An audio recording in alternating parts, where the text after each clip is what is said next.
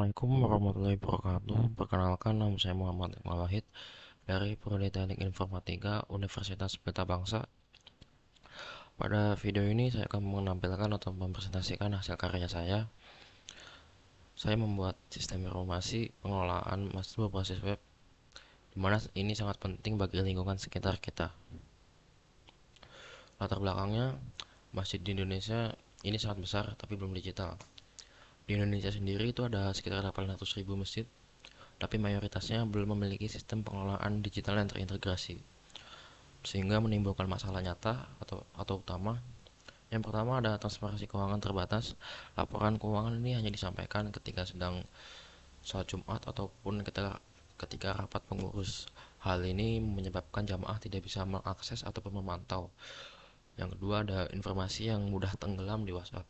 Pengumuman kegiatan jadwal dan program mudah terlewat di antara ratusan pesan. Tidak ada kanal informasi yang terstruktur. Yang ketiga, beban administrasi tinggi.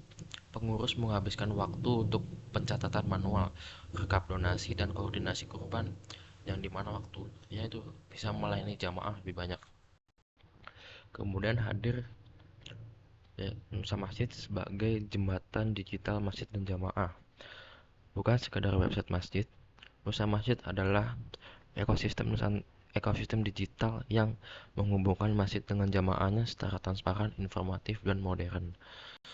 Kemudian sistem ini dirancang untuk dua persona utama. Yang pertama, jamaah, terutama anak muda, generasi digital yang ingin terhubung dengan masjid secara mudah dan cepat. Akses informasi kegiatan dan jadwal sholat, infak dan donasi online kapan saja, dan pendaftaran kurban ataupun program masjid. Yang kedua adalah pengurus masjid, pengelola masjid yang membutuhkan efisiensi administrasi tanpa meninggalkan sentuhan personal, mana pengurus ini bisa mengelola keuangan, laporan, mengelola kegiatan, dan lain sebagainya. Fitur utama dari program ini adalah, atau 4 modul inti dari Nusa Masjid ini adalah keuangan, transparansi dana umat secara real time, pemasukan, pengeluaran, dan selalu dapat dibantu jamaah kapan saja melalui dashboard publik. Kegiatan, kalender kegiatan masjid dan struktur, pendaftaran online, dan notifikasi jamaah tidak akan ketinggalan program penting.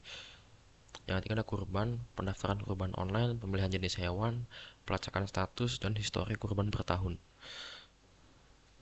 Yang keempat ada informasi, jadwal sholat otomatis, pengumuman resmi, dan berita masjid.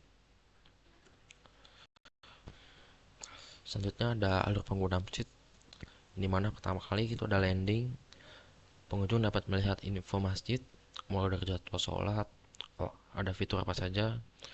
Kemudian setelah itu user diarahkan ke halaman login atau register, kemudian ke halaman beranda, serta ke halaman modul seperti keuangan, kegiatan, ataupun kurban.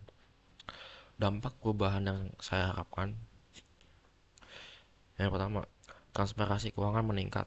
Jamaah dapat memantau laporan keuangan kapan saja, membangun kepercayaan antar takmir dan komunitas. Yang kedua, generasi muda lebih terhubung. Antar muka modern dan akses digital mendorong anak muda untuk aktif berpartisipasi dalam kegiatan masjid. Yang ketiga, administrasi pengurus lebih ringan. Otomatisasi pencatatan dan pelaporan membebaskan waktu pengurus untuk fokus pada pelayanan jamaah.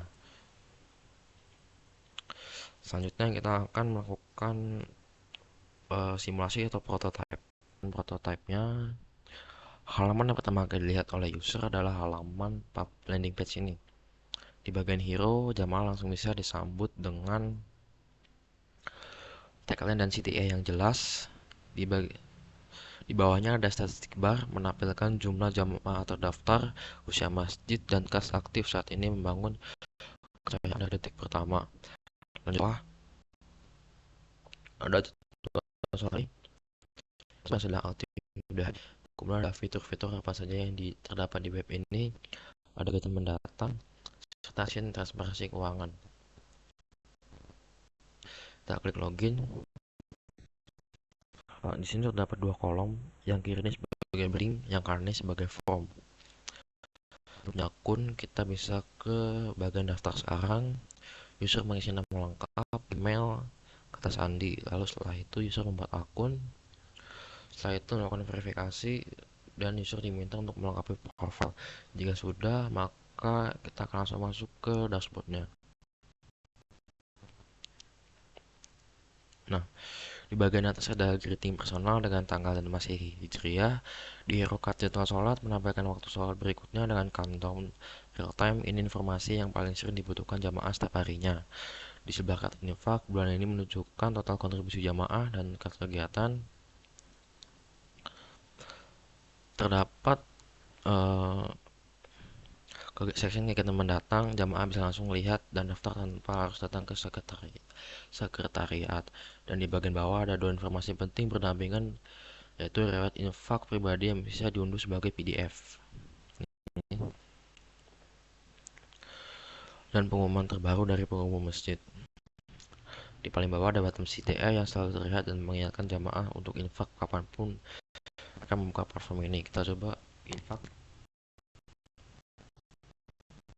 Nah,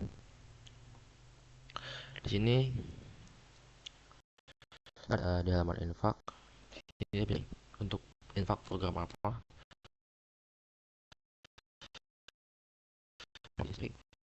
Itu kita menulis pesan atau doa dan itu opsional, tidak wajib.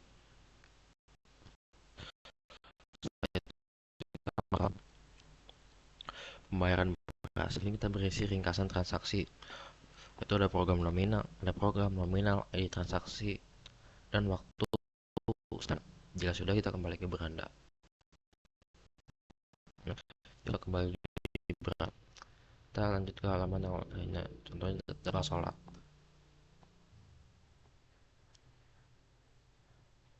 Di sini ada jadwal sholat hari ini, serta user bisa melakukan unduh jadwal dengan di sini ada kegiatan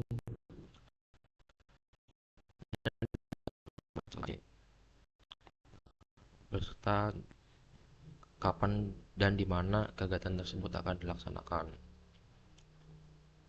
Selanjutnya halaman keuangan.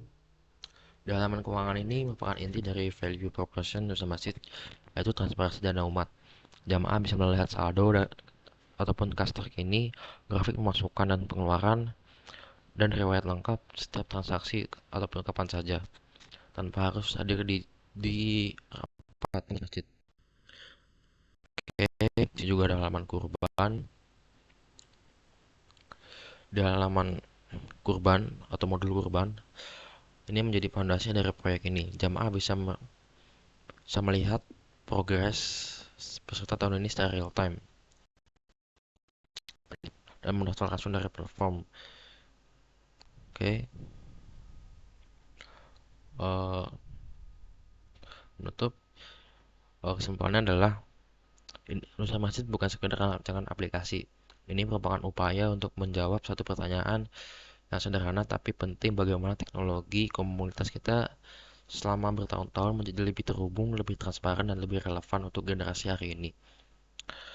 Saya percaya jawabannya dimulai dari desain yang terpusat pada manusia yang memahami siapa penggunanya, apa masalah nyatanya, dan bagaimana teknologi bisa hadir sebagai jembatan bukan halangan.